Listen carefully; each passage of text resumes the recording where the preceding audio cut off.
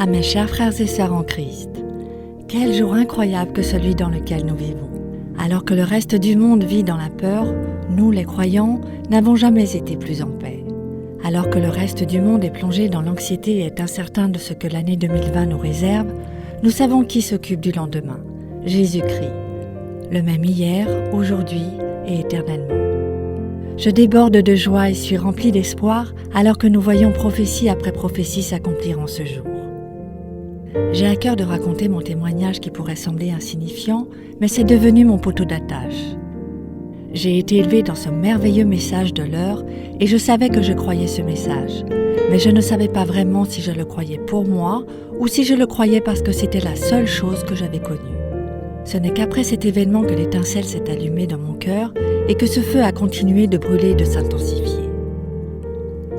Un dimanche après-midi du mois de septembre 2018, j'ai accepté de rencontrer le fils d'une de mes anciennes enseignantes.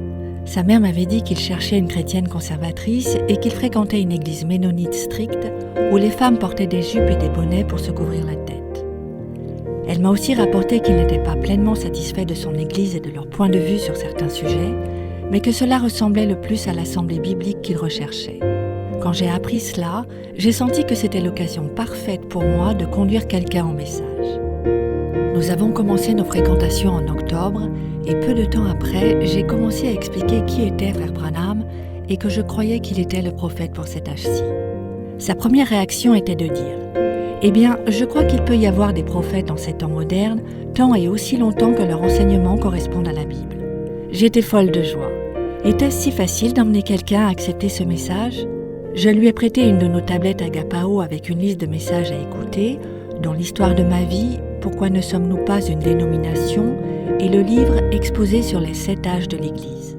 J'étais très excitée car il me semblait qu'il saisissait tout si rapidement. Après quelques mois, les choses ont commencé à tourner au vinaigre. Tous les quelques jours, il soulevait un point où il était en désaccord avec Frère Branham et il me demandait pourquoi je le croyais. Le baptême au nom du Seigneur Jésus-Christ, le système des dénominations, les cheveux plutôt qu'un bonnet servant de couverture et, le point le plus contentieux de tous, la semence du serpent. Ma famille et moi avons passé des heures à sonder la Bible pour trouver les versets qui appuyaient ces sujets. Chaque jour, j'avais l'estomac noué parce que j'avais de l'affection pour cet homme, mais j'avais constamment l'impression d'être au combat et de devoir me battre pour défendre mes croyances. Mais j'ai persisté parce que si c'était ce qu'il fallait pour l'emmener à accepter ce message, j'allais le faire. Je continuais à me dire qu'un seul petit verset ou qu'une seule petite citation suffirait pour enflammer cette semence qui se trouvait peut-être en lui. Après 6 mois de fréquentation, nous avons commencé à discuter de nos projets pour le futur. Je pensais pouvoir l'aimer pour la personne qu'il était, même s'il ne croyait pas le message à 100%, tant qu'il me laissait croire le message. Je pensais que si nous nous marions et que je continuais à passer les bandes et à lui parler de Frère Branham, il allait éventuellement en venir à le croire lui-même. Mais j'ai commencé à m'épuiser. J'en avais assez de me défendre et de défendre la parole, particulièrement parce qu'il n'est pas possible de tout prouver. Il y a tellement de choses qu'il faut simplement croire par la foi. Et quelque chose dans mon esprit me disait que je ne pouvais pas faire de compromis. Je ne pouvais pas être une croyante clandestine qui fréquentait une église ménonite avec son mari, puis rentrer à la maison pour écouter une bande qui prêche contre les dénominations. Nous avons donc décidé de nous rencontrer une dernière fois pour discuter et déterminer si nous pouvions continuer sur ce chemin et planifier un avenir ensemble. Ce jour-là, j'ai prié de tout mon être que le déclic se produise en lui. Je voulais plus que tout qu'il croie le message, encore plus que je ne voulais poursuivre ma relation avec lui. Nous avons prié et il a dit « S'il y a une vérité que l'un de nous doit entendre, alors qu'on l'entende. » J'ai fait un dernier effort pour lui expliquer pourquoi je crois que Frère Branham est le messager du temps de la fin pour cet âge-ci.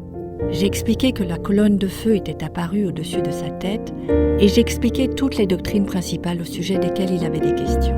Et j'ai terminé avec une citation du message « Looking at the Unseen » au paragraphe 60. Mon cœur battait la chamade et les larmes coulaient sur mon visage en l'écoutant. Mais quand je l'ai regardé, il n'affichait aucune émotion. Il s'est penché vers moi, m'a regardé dans les yeux et il a dit « Je ne doute pas que Frère Branham ait été un grand homme, un guérisseur même. Mais si tu veux avoir un futur avec moi, tu dois me dire qu'il n'était pas un prophète et que certaines de ses doctrines sont erronées.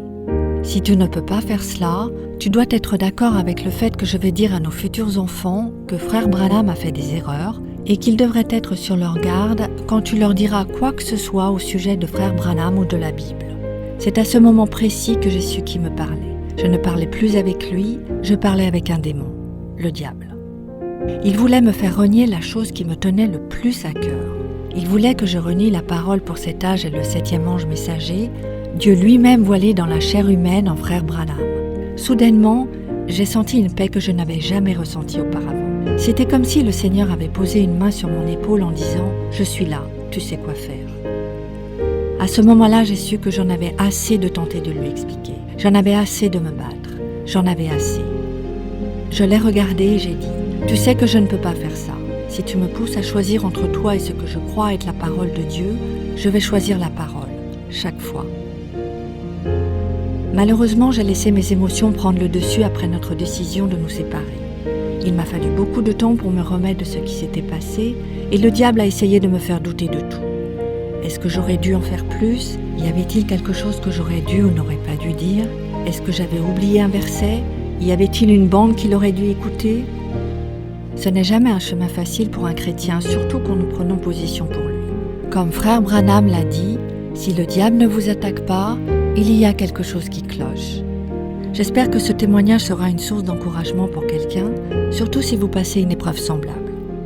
Parfois, nous avons de très bonnes intentions, mais Dieu a peut-être un plan différent. Plutôt que d'emmener quelqu'un que j'aimais au message, il a utilisé ces événements pour m'emmener moi plus près de lui et pour me faire prendre conscience que je suis prête à tout abandonner, même mon désir le plus cher d'avoir un mari et une famille pour m'en tenir à sa parole. Je vous en prie, frères et sœurs, tenez-vous-en à cette parole et vous verrez le Saint-Esprit agir comme vous ne l'avez jamais vu auparavant.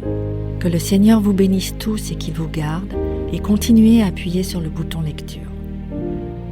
Affectueusement, votre sœur en Christ.